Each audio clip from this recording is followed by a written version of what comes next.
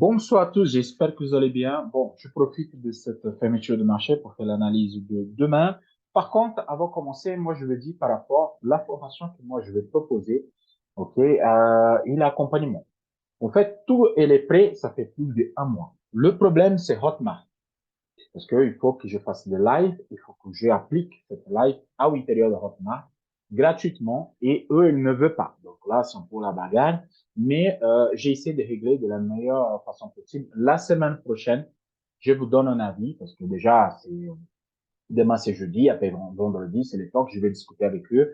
C'est 2 semaines que j'étais avec grand-mère, bon, je n'ai rien fait, mais là, je vais me mis un peu à la place, ok, pour gérer ce problème-là. Et la semaine prochaine, je vous donne un avis favorable ou non par rapport à la formation. Mais c'est plutôt positif. Okay? Moi, je le dis parce que j'ai trop envie de faire celui-là, parce que ça va aider énormément de gens. Il y a des gens qui me contactent déjà en privé. Bon, on passe pour les analyses sans perdre de temps. Donc, demain, c'est une journée très chargée. Attention, il va baisser, il va monter, il va faire ci, il va faire ça. Donc, soyez attentifs, soyez super attentifs et soyez patients, surtout patients. Okay? Regardez les points de retournement. Le marché aujourd'hui n'est pas arrivé sur les points de retournement, mais je vais vous expliquer quelques détails. Donc, demain, on a déjà 10 heures du matin, il y a un discours de la Fed. C'est pas trop important, mais c'est là, c'est le numéro 3, OK, à niveau euh, de marché financier américain. Donc, lui, il va parler, c'est un 2 étoiles, mais pour moi, c'est plutôt un 3 étoiles. Ça va donner un peu l'idée qu'est-ce que Jean Porel va parler plus tard. Après, on a inscription hebdomadaire au chômage à 14h30. Donc, c'est pour donner l'équilibre entre les discours et le résultat. Et après, à 16h, on a les ventes des logements. Ça fait un gros impact sur le marché, surtout à ce moment-là. On a un nouvel discours de Jean Porel. Oui, on a la déclaration de Jean Porel à 16h, plus les ventes de logements, donc ça va énormément bouger. Après, on a les stocks de pétrole brut. Je crois que pour demain, les stocks de pétrole brut ne va pas trop impacter le marché. Okay? C'est plutôt ces deux annonces-là ensemble qui vont bouger, ok, de 16h. Mon conseil, c'est attendez à peu près 16h30, 17h pour entrer en position, pour profiter des mouvements de vendredi. Okay? C'est ça que moi, je vois un petit peu et c'est ça que moi, je me fais. Je passe directement sur TradingView. Je vais commencer par le gold parce qu'il a fait les mouvements que moi, je vous donnais hier. Il fait exactement le mouvement, pas les 100%, mais il a fait. Regardez. Graphique hebdomadaire. Et ça, c'est important de moi, c'est jeudi déjà. Moi, je suis en bas, j'ai rentré en position en bas parce que le matin, j'étais avec un élève, j'ai expliqué les mouvements de gold qui étaient prévisibles. Vendredi, si cette clôture est inférieure à 19,36, ça veut dire que la semaine prochaine, on va continuer à baisser. Et là, je vais faire une nouvelle division que je ne veux pas faire maintenant. Mais les mouvements de gold et les prévisibles, regardez, c'est en tendance haussière, et quand c'est en tendance baissière, il fait les mêmes mouvements. Comme vous pouvez savoir ce mouvement, c'est hyper simple. Vous prenez la base et vous mesurez ici la base. Quand vous mesurez la base et vous projetez la base par rapport à haut, ça donne exactement la même chiffre. Le mouvement de gold, il est toujours pareil. Donc, comme la baisse, regarde la correction, ça baisse. Cette correction est de cette taille-là. Les corrections sont toujours de même taille. Peu importe si elles sont supérieures ou inférieures, les corrections sont de même taille. Donc ça, vous pouvez prévoir déjà. Donc pourquoi je suis en bas? Hier, je vous avais dit 19, 17, 19, 20 environ. Je crois qu'il était à 19, ouais, 19, 20. Il est arrivé à ce niveau-là. C'est la même mèche qu'on a ici. Et possiblement, on part pour la clôture de la semaine. Je dis vendredi, c'est plutôt la clôture de la semaine. Quand je vais faire le cours, je vais vous expliquer tout ça. Donc, quand je passe sur 15 minutes, sur 15 minutes, c'est clair. Exactement cela que j'ai dit. Okay? C'est très clair. Pourquoi? On a eu un Fibonacci non validé. Attends, désolé, je viens sur H4 pour vous montrer. Non, un Fibonacci validé. Regardez, il y a eu la hausse, on a la baisse, Fibonacci validé, on voit 3%. Regarde, le retour n'était pas supérieur à 3, validé. Ça, c'est un cas école, carrément école. OK? Et après, quand on a la H4, on revient sur H1, on place l'indicateur technique. Moi, j'ai utilisé chez nos cours, OK? Et là, bon, sortie des nuages, on utilise quels nuages? Mes élèves, ils savent exactement de quoi je parle. Sortie des nuages sur les 5%, hop, son Fibonacci validé, il va sur les 100%. Pour entrer et stop loss, hop, il take profit. C'est fait. C'est un cas école, basique, classique. Il n'y a même pas comme discuter ce temps-là. OK? Donc, c'est classique, c'est très rare, mais ça fonctionne la merveille.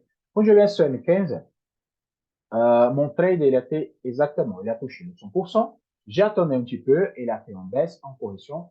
Donc, j'ai pris cet mouvement-là, cette base et un nouvel mouvement que j'ai pris ici à 19,23, 19,26 et j'ai fait 19,29. Donc, ça veut dire que c'est 3 points. Et je rentrais exactement ici. Là, je rentre en position. Je passais mes stop loss ici plus bas et on take profit, mon take profit, honnêtement, est ici à 19,58. Là, il a monté, mon trade, il est sécurisé. Donc, il est sécurisé. Donc, je dois option en sécurisé. Oh, c'est break-even. Oh, bon, on TP. OK, là, je bouge plus. Mais pour demain, pour vous, qu'est-ce que moi je conseille? La casse de 19, 39, 39, 30, 19, 40.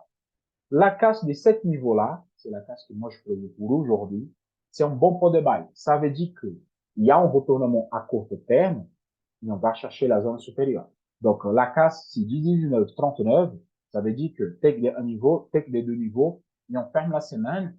Pourquoi? Il faut venir, il faut retourner pour clôturer comme la semaine dernière. Ou il faut partir directement sur la zone supérieure. Comme vous pouvez savoir où placer les TP, vous découpez, comme je dis toujours, en 50%. Regardez. C'est les cas ici 19,39. Donc, vous avez take d'un niveau, take de deux niveaux. Ça donne exactement le 50% des les mouvements hebdomadaires. OK? Donc, c'est ça ma vision. Par contre, si le me casse demain cette zone vers le bas, je suis projeté en ici.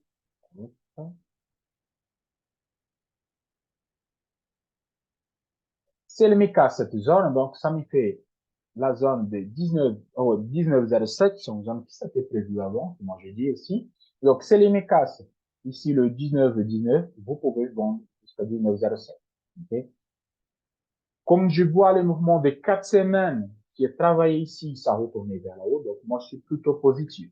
Comme je rentre en position, il est déjà sécurisé, je ne bouge. Donc, première option, vente 19,20 jusqu'à 19,07 pour les ventes.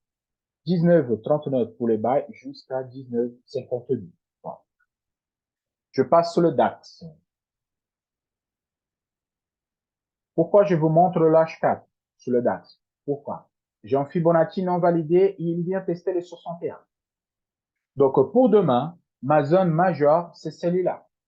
C'est la zone où je veux acheter à 15 900. 15 900, je parlais, ça fait longtemps que je parle de 15 900. Pour des plus bas, à 14 000, à 15 000, je parlais toujours des 15 900. Et à casse, c'est toujours la hausse. Par contre, si elle me clôture vers le bas ici, ça veut dire qu'on va retourner sur 15 600. Mais ici, c'est vraiment bon pour le retournement. Cette zone entre 15 950 et 15 930, cette zone-là, c'est une excellente zone de bail. Mais attendez le retournement. Donc, peut-être il vient, fait le mèche, 61 et après il part. OK? C'est un Fibonacci non validé. C'est pour ça que je parle de cette manière-là. Peu importe si c'est un daily ou non, c'est toujours la même chose. OK? 15 minutes. Sur 15 minutes, quand je parle de la zone, regardez, ma zone hebdomadaire est ici. La zone hebdomadaire elle est là. Donc, c'est pour ça que si les touches ici, 15 900, travail des zones, recasse ici à 15 960 sur un retournement, là, je peux rentrer en position. Donc, c'est possible que la ouverture, elle vient chercher le plus bas, repartir vers le haut, et là, je peux faire un bail ou envisager cette zone-là. Dans les cas qu'elle ne vient pas sur les 61, c'est simple. Je vais attendre. Là, il faut que je découpe la zone hebdomadaire en deux pour voir le 50% où il est. Donc, ça veut dire que si elle me casse ici le 16 080, comme je prévu hier, là, je peux vendre ici 16 080, tech d'un niveau, tech des niveaux, et pourquoi pas 3 jusqu'à 16 200. Donc, si elle me casse 16 080, je peux tenter jusqu'à 16 200. Ça me fait 200 points, 120 points environ. Pour le DAX, c'est largement suffisant pour faire le jeudi. OK? Mais moi, honnêtement, je vais attendre carrément le 61 ici. Il y a pas mal des annonces. Et après, on retourne. Voilà. Pour le vendre, honnêtement, je ne vais pas vendre maintenant, sauf si les clôtures demain inférieures à 15 900. Là, donc là, oui, je vais vraiment passer à l'avant direct, je fais plus de bas, je fais que des ventes. Okay? Mais pour l'instant, je garde le billet haussière, même si j'ai une correction plus profonde, mais j'attends de la zone des 61 qui fait son travail. Le Dow Jones. Le Dow Jones, c'est la même chose. Et c'est la même situation. Donc, Fibonacci, non validé même en daily, nous sommes dans la même configuration. Donc, j'attends de la zone de 33 400.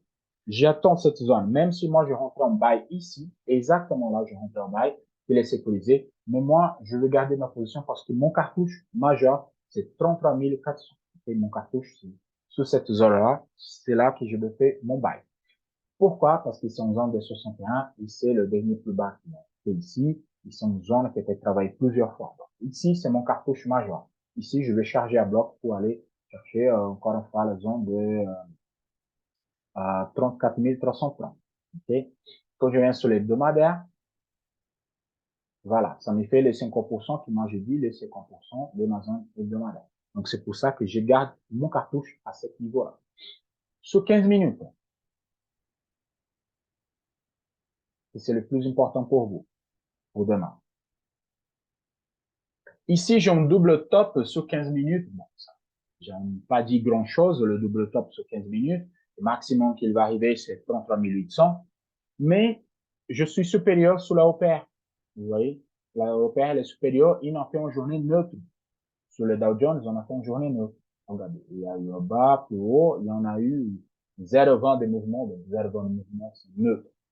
Donc, pour achat, si elle me casse ici 34 160, je peux faire un buy pour envisager take d'un niveau, take des niveaux jusqu'à 34 400.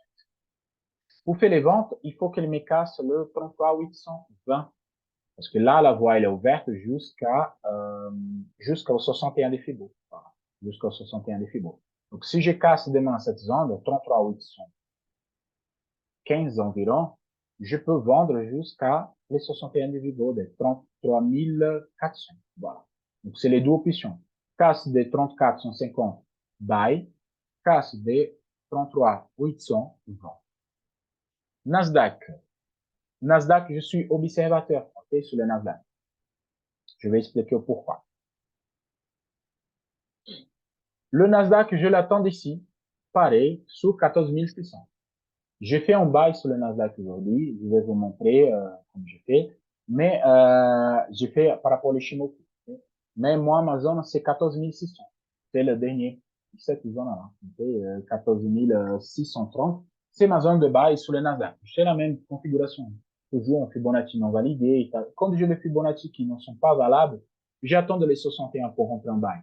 Okay, vraiment, j'attends les 61 parce que c'est des zones vraiment qui sont des zones majeures. C'est des zones que je peux rentrer en position. C'est des zones qui sont bien pour rentrer. Donc, c'est des zones que j'adore travailler de cette manière-là. On a eu baisse de 1,33% sur le Nasdaq. C'est pour ça que moi, je préfère attendre. Regardez, il n'a pas eu un pullback sur l'OPR. Ça veut dire que il peut vraiment retourner. Quand je dis que j'ai fait un buy sur le Nasdaq, ça a été ici, sur les nuages. Bon, c'est là. J'ai pris ici sur les nuages, j'ai fait un buy exactement ici sur la touche, ok? Et moi, je sorti exactement ici. Non, c'était là, voilà. À 14 950, j'ai sorti une position. Moi, j'ai rentré ici à la touche parce que ça fait une zone de support. Ok? Mais ça, c'est un trade à part sur notre type de travail. Surtout qui est aussi sur le daily, on a touché la 5 ans. Donc là, j'ai rentré sur cette position-là. Hop, j'ai pris la hausse, j'ai clôturé et après, il a clôturé exactement sur la 5 ans. Si demain on a clôturé inférieure à celle-là, attention, que pour venir chercher la zone de 14 300, 350. Mais là, ça commence à devenir plat. Donc, je crois que ça va ranger un petit peu sur cette zone. Ok, c'est incliné vers la haut. Pour l'instant, la tendance elle est forte aussi, on pense pas à autre chose. Pour demain, ici, parce que je n'utilise pas à ce moment-là. Donc, pour demain, c'est simple. Supérieur à 10%, ok, de la position, ça veut dire le 15 050, toujours les 10% comme base. C'est le mécasse là, oui, je peux faire un buy pour aller envisager la zone de 15 200 et pourquoi pas les 15 300, ça va dépendre de Jean-Paul. Par contre, pour vendre, honnêtement, je vais attendre la casse de dernier plus bas. Je peux rentrer en position, oui. À 14 820, oui, je peux rentrer en position, mais je vais sécuriser très rapidement sur 14 700 et je clôture à 14 630. Pourquoi? C'est les 61 de Fibo qui sont un point de retournement. Surtout si je n'ai pas eu un pullback parfait sur le paire d'aujourd'hui. Donc, ça veut dire que le marché est indécis. Si vous avez un casque pullback et pas, OK. Donc, ça veut dire que c'est validé, ça va partir. Mais là, non. Donc, il faut faire attention à plusieurs choses pour rentrer en position. Donc, pour demain, boule de sécurité, 15 050 pour le buy jusqu'à 15 1200, 15 300, on dirait, voilà, 15 300 pour être un chiffre rond. Ça fait plutôt pas mal. Et pour le ventre, la casse de dernier plus bas d'aujourd'hui, 14 830, pour envisager les 61 de Fibo à 14 600, pardon, à 14 830 pour les ventes jusqu'à 14 630. Donc, ça fait à peu près 200 pips. Donc, c'est plutôt pas mal pour un journée. Faites ça, vous clôturez, vous ne touchez plus, vous attendez que ça se passe. Sinon, attendez l'ouverture, attendez 16 heures. Et là, vers 16h30 ou 17h, vous prenez les flux, si c'est aussi au BCF, vous rentrez et vous finissez votre journée. OK? Donc, c'est tout pour aujourd'hui. Je souhaite à tous une excellente soirée. On se voit demain soir pour de nouvelles aventures. À la prochaine. Ciao, ciao.